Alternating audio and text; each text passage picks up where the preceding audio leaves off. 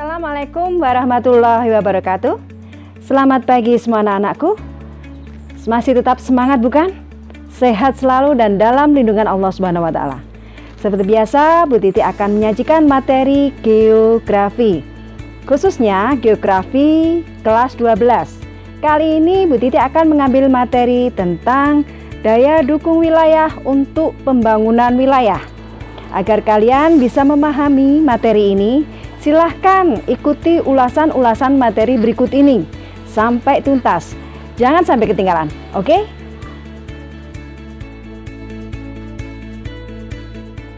Adapun tujuan pembelajaran kali ini adalah yang pertama, siswa memahami definisi daya dukung lingkungan dan wilayah. Yang kedua, siswa mampu menghitung daya dukung wilayah pertanian. Yang ketiga, siswa mampu menghitung daya dukung wilayah untuk pemukiman.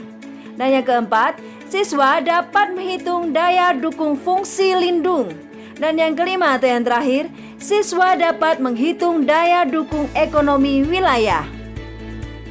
Lingkungan hidup memiliki daya dukung lingkungan dengan ambang batas toleransi tertentu atau terbatas. Bila ambang batas tersebut dilampaui, hal itu dapat menimbulkan kerusakan lingkungan. Bagaimana cara mengatasi hal tersebut?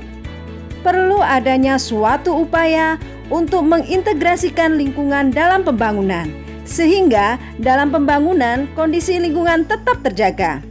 Disinilah perlunya daya dukung lingkungan dan daya dukung wilayah. Definisi daya dukung lingkungan hidup menurut Undang-Undang Nomor 32 Tahun 2009 adalah kemampuan lingkungan hidup untuk mendukung peri kehidupan manusia dan makhluk hidup lain. Artinya, dalam kegiatan pembangunan wilayah, manusia harus memperhatikan kondisi daya dukung lingkungan di suatu tempat, baik untuk pemukiman, pertanian, pariwisata, dan perekonomian. Dengan demikian, tidak memungkinkan penggunaan suatu lahan untuk kegiatan tertentu. Misalnya, kawasan lindung dibangun pemukiman, maka penggunaan lahan tersebut tidak sesuai dengan daya dukung lingkungan. Begitu juga dengan kegiatan pertanian yang dilakukan. Seharusnya lahan tersebut untuk kawasan penyangga atau lindung. Daya dukung wilayah adalah kemampuan wilayah dalam menyediakan, mendukung kegiatan yang ada di kawasan wilayah itu sendiri. Kegiatan yang ada di wilayah tersebut meliputi kegiatan sosial, ekonomi, politik, dan budaya. Sedangkan prinsip daya dukung wilayah adalah perbandingan antara ketersediaan dan kebutuhan. Artinya, lingkungan atau sumber daya alam jumlah dan letaknya terbatas, sementara kebutuhan jumlahnya tidak terhingga dan sewaktu-waktu dapat meningkat sesuai dengan pertumbuhan penduduk. Daya dukung wilayah terdiri atas beberapa fungsi yaitu 1. Daya dukung lahan pertanian. 2. Daya dukung wilayah untuk pemukiman. 3. Daya dukung fungsi lindung. Dan yang keempat, daya dukung ekonomi wilayah. Daya dukung lahan pertanian merupakan kemampuan suatu lahan dalam memproduksi hasil pertanian untuk memenuhi kebutuhan pangan di suatu wilayah. Kemampuan daya dukung lahan pertanian dapat diketahui melalui perbandingan antara luas lahan yang ada dan jumlah petani. Sementara, data yang dibutuhkan untuk mengetahui daya dukung lahan pertanian adalah jumlah penduduk, lahan panen, kebutuhan pangan per kapita per tahun, dan produksi lahan rata-rata per hektar. Daya dukung lahan pertanian dapat dihitung dengan menggunakan rumus T atau tau sama dengan LP per PD dibagi KFM per PR. Artinya, T atau lambang tau adalah daya dukung wilayah pertanian. LP itu adalah melambangkan luas lahan panen dalam satuan hektar. PD adalah jumlah penduduk dalam satuan jiwa. KFM itu adalah kebutuhan pangan per kapita per tahun yang memiliki satuan kilogram per kapita per tahun. Sedangkan PR adalah produksi lahan rata-rata per hektar dengan satuan kilogram per hektar. Kemudian ada 3 kriteria daya dukung pertanian. Yang pertama, jika daya dukung pertanian kurang dari 1, artinya wilayah pertanian tersebut tidak mampu melaksanakan swasembada pangan. Jika daya dukung pertanian lebih dari 1, artinya wilayah tersebut mampu swasembada pangan atau jumlah penduduknya di bawah jumlah penduduk maksimum. Jika daya dukung pertanian sama dengan 1 nilainya, artinya wilayah tersebut memiliki daya dukung optimal. Berikut adalah contoh soal daya dukung lahan pertanian.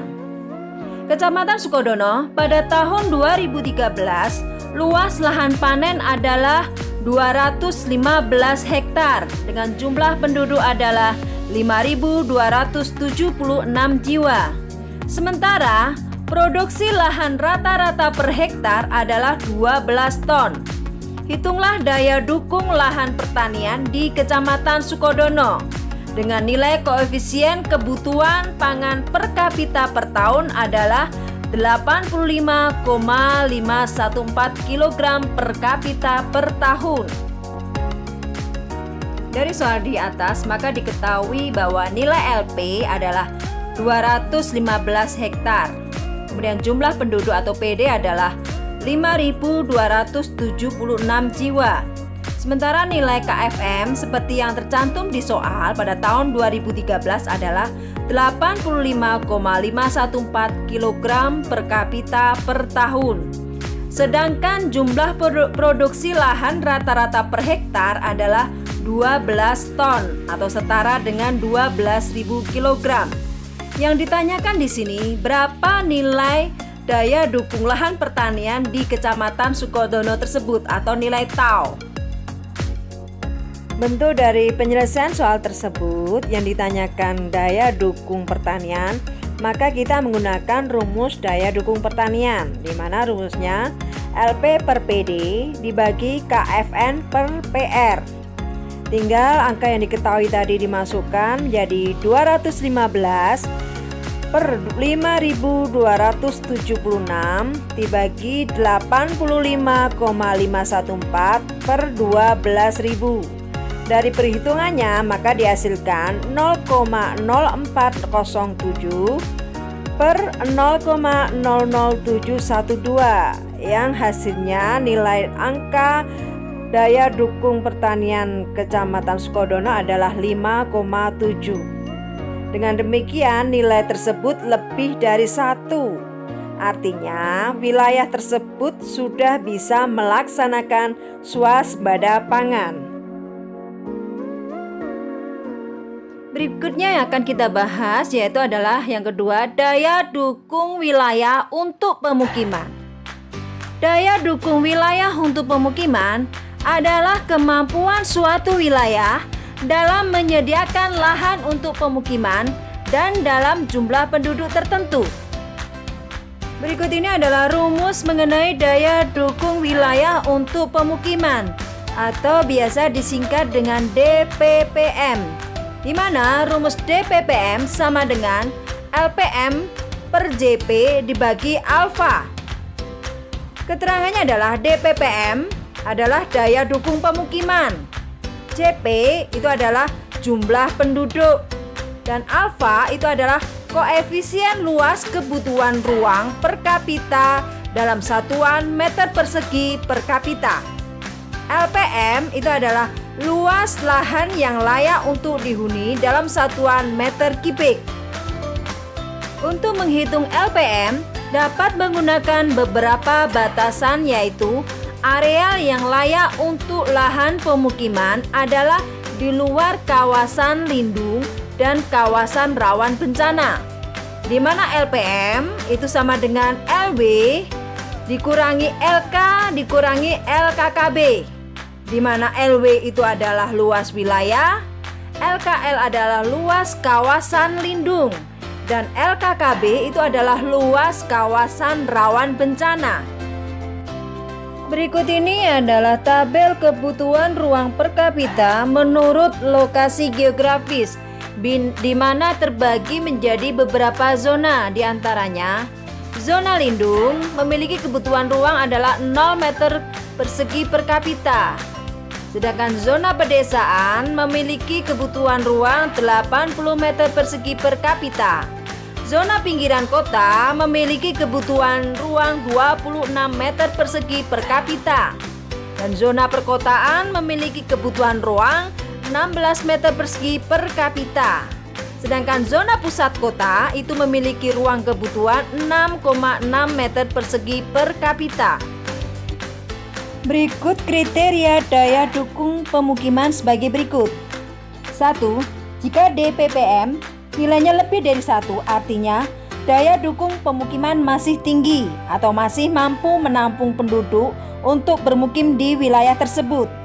2. DPPM sama dengan 1, artinya daya dukung pemukiman optimal, terjadi keseimbangan antara penduduk yang bermukim dan luas wilayah. Yang ketiga, DPPM kurang dari 1, daya dukung pemukiman rendah, yang berarti wilayah tidak mampu menampung penduduk untuk bermukim. Berikut contoh soal untuk daya dukung untuk wilayah pemukiman. Desa Manjung luas wilayahnya adalah 214 hektar.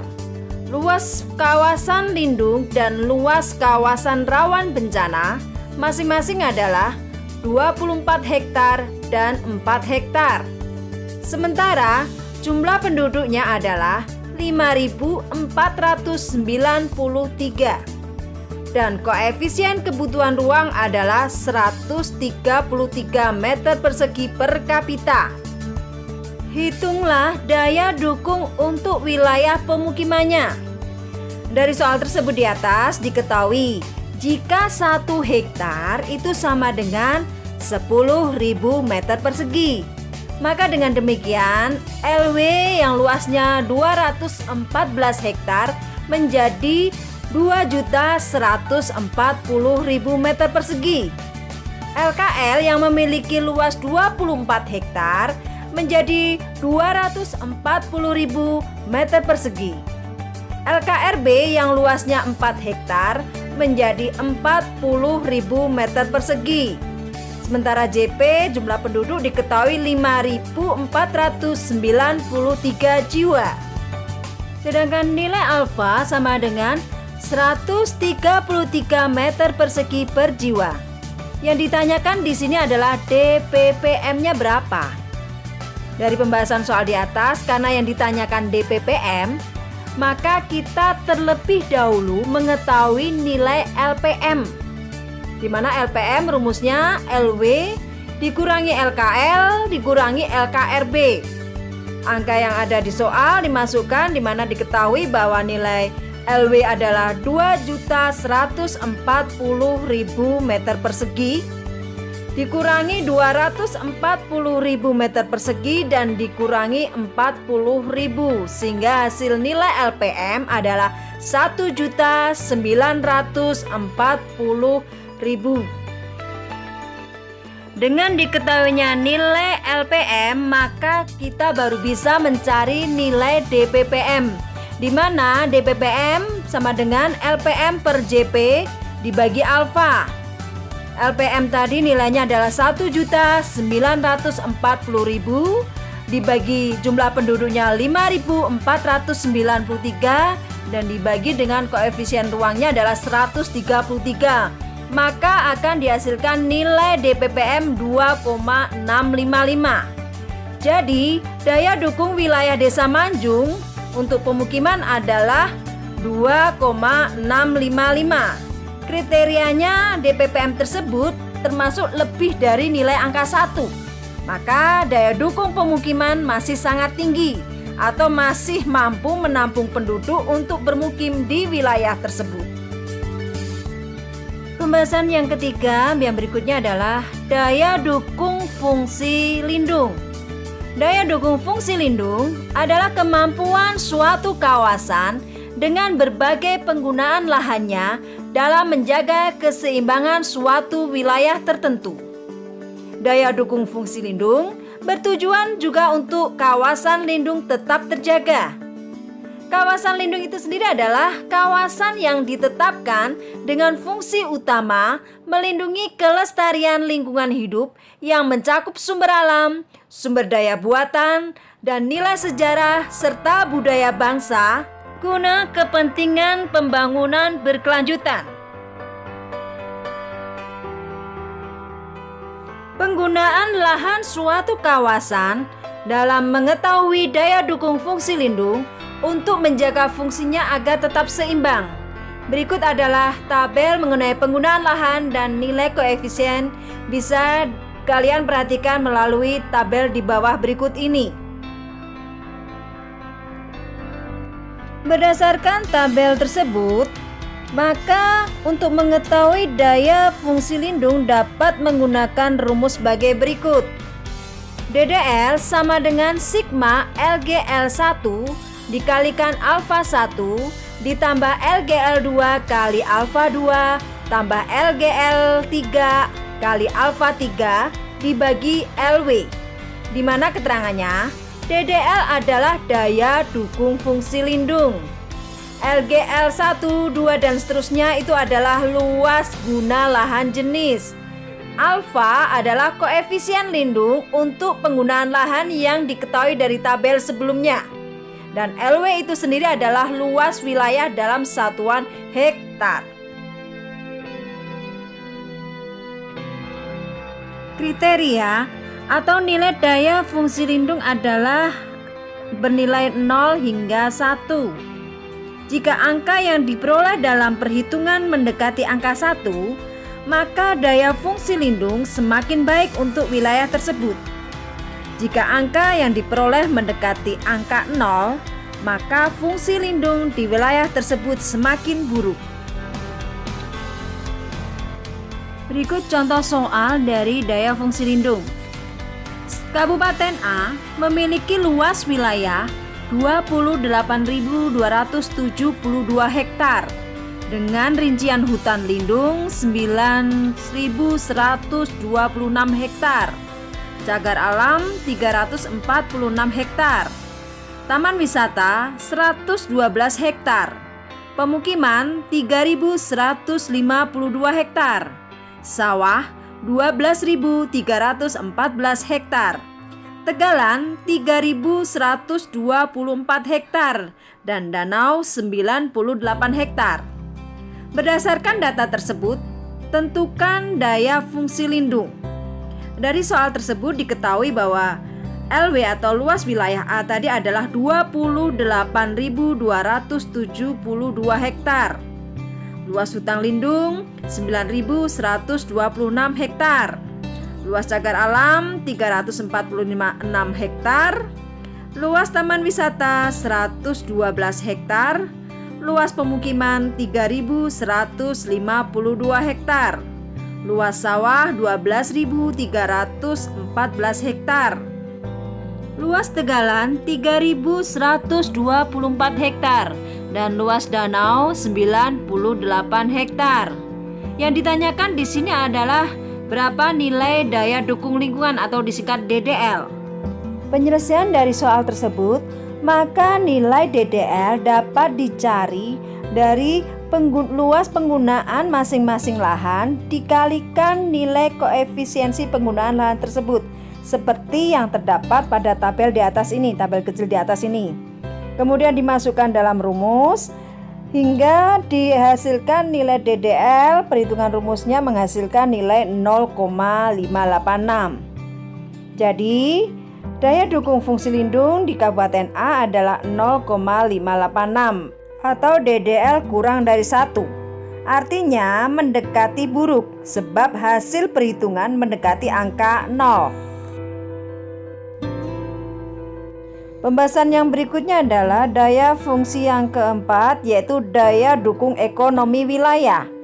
Daya dukung ekonomi wilayah adalah kemampuan suatu wilayah mendukung kegiatan penduduknya dalam memenuhi kebutuhan hidupnya. Untuk mengetahui daya dukung ekonomi wilayah, dapat menggunakan rumus sebagai berikut.